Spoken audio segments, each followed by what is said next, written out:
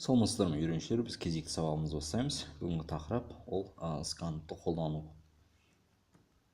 Скан ол екі түрлі екі сөзден құрам тапқан. Яғни біріншісі скан іздеу деген мағынаны білдірсе, F ол формат деген мағынаны білдіреді. Ал оның қолданылуы сол форматтағы мәліметтерді сканерлеп шығару, енгізу, кешіріңіздер, енгізу. Міне де мысал келтіргем. Біріншісі ол екі түрлі мысал. Біріншісі ол бүтін сан болған n-нің мәнін енгізу. Екіншісі нақты сан болған x-тің мәнін енгізу. Біз оны нақты мысалын көрейік. Көрместен бұрын мына жерде ең алдымен мәнін көрейікші. Мына жерде скан екеуі байланыс бәрін жазып қойған болатын. Ең алдымен біріншісі біз қарапайым болған бір санды енгізіп көрейік. Яғни бір бүтін санды.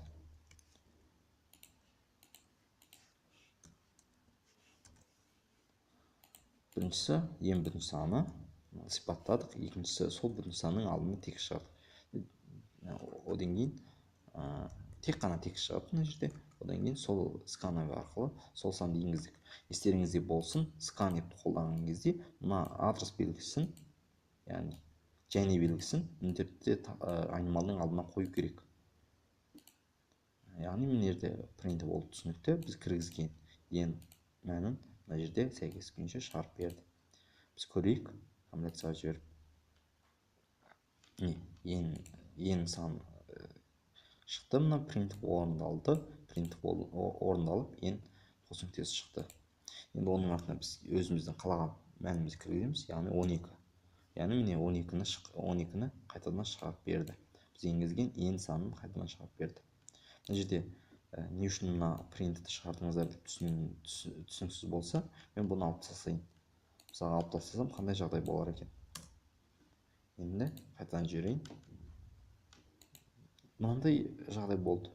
Білмейсіз қай жерге кіргізетініңіз. Сондықтан мен солай істедім. 12 десеңіз шығады нәтиже, бірақ қай жерге енгізерін білмейді не қолданушы. Сондықтан мен мына жерде алдын ала текст шығарғаным сол. Мен оны текстті қайтадан қалпына келтіріп қояйын. Енді біз бір санды енгізуді көрдік. Немесе басқа типтегі бір санды енгізіп көрейік. Яғни оны енгізуден бұрын және слайдқа қайтадан оралайық. Көріп отырғандай біз бірінші мысал көрдік, бірақ ол жерде біз бүтін санды кіргіздік. Бүтін санды кіргізген кезде d кілттік сөзін пайдаландық. Бұл алдында принтте де айтқан болатынбыз d кілттік сөзінің мағынасын. Екіншісі нақты сан кіргізген кезде elf-ті пайдаландық. Яғни elf-тің мағынасы ол long float деген мағынаны білдіреді. Сондықтан осыны есте сақтау керек. Біз міндетті түрде мына белгіні ұмытып қалмаңыздар. Слайдқа қайтадан оралайық. Енді біз нақты сан болған енді жазайық мына жерде. Енді мына жерде оның кілттік сөзі long float, яғни f-ті қолдандық. Енді оны шығарайық. Ол нақты сан болғандықтан f-ті қолданайық. Енді компиляцияға жіберіп көрейік. Енді шықты. Енді жерге 12,1 жазайық. Міне дәл шықты. Біз оны бірақ бір стандартты үш орынды дәлдікпен алып көрейік. Яғни мына жерге үш орынды дәлдікпен аламыз. И қайтадан жіберіп көреміз. Енді 12,3, 4, 5, 6, 7, 8 болсын. Үш орынды дәлдікпен алып береді. Енді слайдқа қайтадан оралайық. Сканепте типтері әртүрлі болған сандарды енгізу. Яғни біз бір ретте тек қана бір санды енгізбей, екі немесе одан көп сандарды енгізетін жағдайда қалай қолданамыз? Мына жерде жазып қойғам. Ең алдымен жазып көрейік. Мына жерде екі сан. Біріншісі n, оның үстіне m деген бүтін санды жазайық. Енді сол m деген бүтін санды мына жерде маған көшіре салайын. Біз оны көрген болатынбыз, қалай жазу керек екен. m деген бүтін санды ол бүтін сан болғандықтан d кілттік сөзін пайдаланайын. Жердегі мән m. Енді шығарайық. Бірінші ол нәтиже ол n мына жерде n мынаны ұзын қылып алып жүргенше бір бірін ажырату үшін ем n қолданайық. Біріншісі n, оның алдына n жазып қояйын, оның сәйкестік кілттік сөзін жасайын, мен ажыратып қояйын. Енді n-ге сәйкес ем кілттік сөзі болсын, ал n-ге сәйкес ем кілттік сөзі болсын. Мына жерде кешіріңіздер, ем қолданайын. Ем-ге сәйкес ем кілттік сөзі д, ал n-ге сәйкес f кілттік сөзі n. Енді көрейік. Біріншісі ем шығарылды. Оның артына мән енгізу керек болады. Яғни бірінші мән 12-ні енгізейік. Екіншісі емге 12, 3, 4, 5, 6-ны ала салайық. Сәйкесінше екі мән шығарылды. Біріншісі 12 шығарылды, екіншісі 13 орын дәлдікпен алды. Қайтадан слайдқа келейік. Бірақ мына жерде ескертпе жазылған екен. Ескертпеде не дейді? Ескертпеде тұрақты жазу формасын қолданыңыз. Мынандай жазу формасын пайдаланбаңыз деп ескертпе жазған екен. Не үшін пайдаланбау керек? Біз оны көрейік қайтадан. Мына жерде мен скампке жазып қойған болатын. Және мысалдар да бар екен. Міне де үш орын дәлдікпен нақты санды жазуға. Енді екі санды енгізуге де нақты мысалдар бар екен. Бұларды қайтадан көрмей қояйық. Енді біз мына жерде тұрақты жазу формасы деген жерде көшіріп ала салайық. Мынаның барлығы керек емес. Кешіріңіздер, мынаны көшірейін. Енді мына жерде қандай тұрақты формаға сәйкес келмейді. Яғни д-ның алдында 3q, с-ның алдында rfn, д-ның алдында 3s тұр, оның алдында 3w тұр. Енді көрейік, екі санды енгізіп болар ма екен? Біз мына жерде енгізетін біріншісі бүтін санды енгізейік дедік, екіншісі нақты санды енгізейік дедік. Енді нақты сандарымызбен, сол нақты сандарымызбен және бүтін санымыз дұрыс шықты ма екен? Мына жерде көз жеткізу үшін принтер арқылы шығарып көрейік. Біріншісімізге мынандай тақта шықты, не кіргізетінін білмейміз. Ең алдымен бізде көргеніміздей, ең алдымен а тұрғаннан кейін бүтін санды енгізейік. Оған 12 деп енгізейік. Бағанағы мысал, немесе 23 деп енгізейік те болады. 23. Одан кейінге мүлдем басқа шығып кетті. Мен екеуін енгізбей тұрып, ентерді басып едім, мүлдем басқа шығып кетті. Енді қайтадан жіберіп көрейік, екеуін бұлай қатар жазып көрейік. 12, 23 бүтін бірдеңе деп. Екеуі де мүлдем басқа мәнді алады. Мұндай үлкен мән, нөл деген мүлдем басқа мәндерді алып жатыр. Не себептен? Себебі біз мына жерде жазу үлгісін дұрыс пайдаланбадық. Яғни біз мынаның ішінде қалай формада тұр, солай енгізу керек біз. Енді біз қайталап көрейік. Яғни 3q тұр, оның артында біздің сәйкесті шығаратын бүтін санымыз тұр. Яғни 3q-дің артына бүтін санымыз жазайық. Яғни 34. Енді ортасында 3s тұр. Одан кейін оның артында біздің сәйкесті нақты санымыздың кілттік сөзі жазылған. Соған сәйкес нақты сан жазайық. Оның артында және 3w тұр. Сондықтан оның артына 3w қояйық. Кешіріңіздер. Енді мына жерге 3w қояйық. Енді көрейік.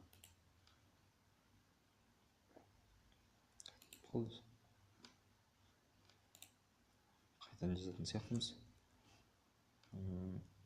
3w, оның артында 12 дей салайын.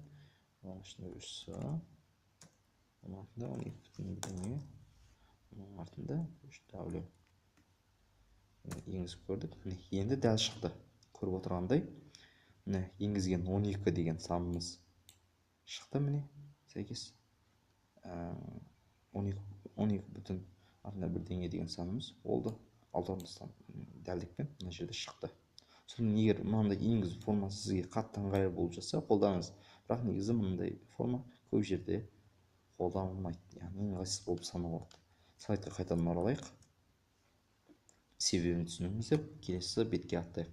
Мына жерде біздің жаңағы көрдік. Яғни ең алдымен сандармен жұмыс істегеннен кейін бүтін сан мен нақты санды қалай енгізу туралы айтқан болатынбыз. Енді мысалдарды көрейік.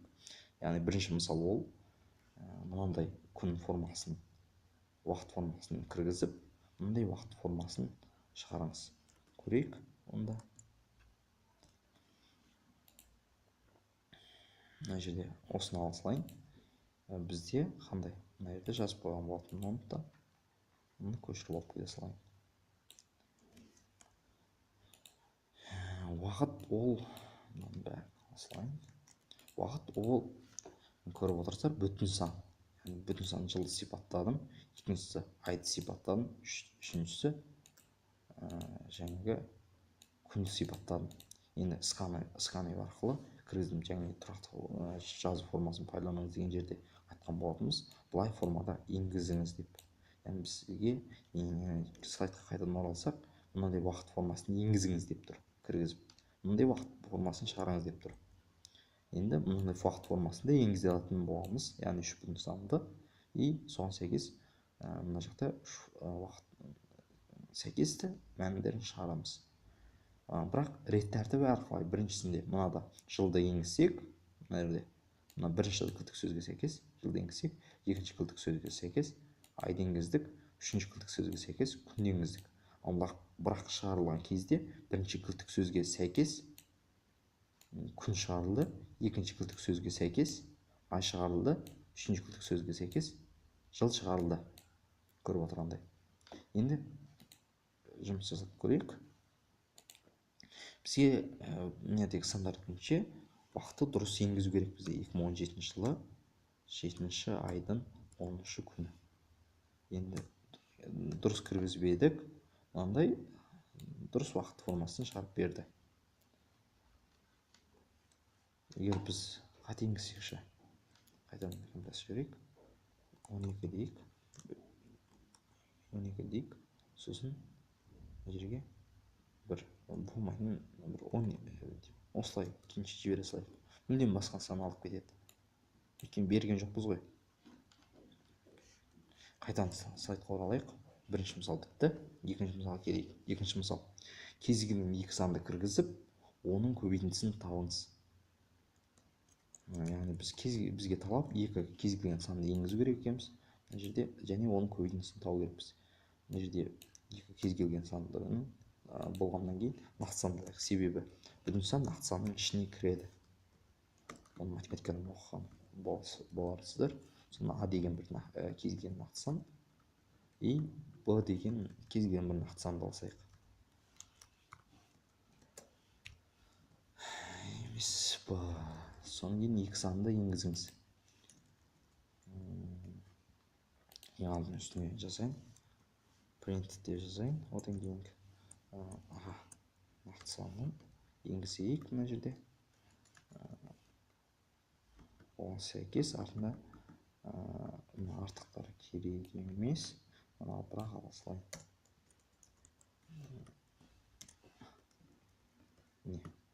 Бірісіні артына қалып кеткен екен. Енді осыдан екеу көшіре салайын. Себебі бізге екі сан енгізу керек қой. Екіншісі ол Б нақты сан. Неде бүтін сан емес нақты сан F, LF қолданылады. Оның мағынасы float деген мағынаны білдіреді. Енді бізге көбейту жаңағы екі санның көбейтіндісі керек. Оны мен мына жерге жазып қойған екенмін, соны ала салайын, ыңғайлы болады. Мына жерде ала салайын, соны қайдан жазып жүргенше уақыт үнемдеуге болады. Мына жерде Б түсінікті. Енді көрейік. А мен Б-ның көбейтіндісі. А мен Б-ның көбейтіндісі тек шығарылады. Оның артына сәйкестік кілттік сөз жазылады. Оның сәйкестік кілттік сөздің мәні А мен Б-ның көбейтіндісі. Енді көрейік. А-ны енгізіңіз дейді бізге. Яғни А-ға бір кез келген санды беруге ғой. Енді Б-ға бір бүтін санды беруге болады. Яғни 5-ті. Көбейтсек, мынандай мән шықты. Бұның дұрыс қате екенін тексеру үшін біз тексеріп көрейік.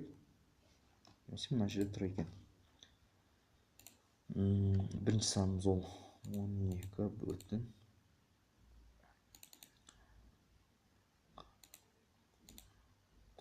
көбейтеміз 5-ті. Мәніміз дұрыс шығарылды. 6 орындықты әліппен алып берді. мына жақта 4 орынды дәлдікпен алдық. Мынаны сәйкестендіру үшін 4 орынды дәлдікпен алайық. Ол үшін мына жерде кетейік. Енді көрейік. Қайтадан енгізеді екенбіз ғой. Біріншісіге 2 бүтін сондай, екіншісіге 5-тесін. Бірақ мүлдем бір 32 сондай алсай. Енді міне көріп отырғандай 4 орынды дәлдікпен алдым да. Мақсатқа жеттік. Мына жерде қайтадан бір нәрсе ескерте салайын. Егер сіз жаңағы Windows операциялық жүйесінде Visual Studio жазатын болсаңыз, егер 2013-2015-те болса, артына S жалғасаңыз дұрыс болады. Былай. Сол кезде дұрыс шығады. Егер қате шыққан жағдайда солай істесеңіз болады. Сайтқа қайтадан оралайық. Сабақ слайд аяқтаған екен.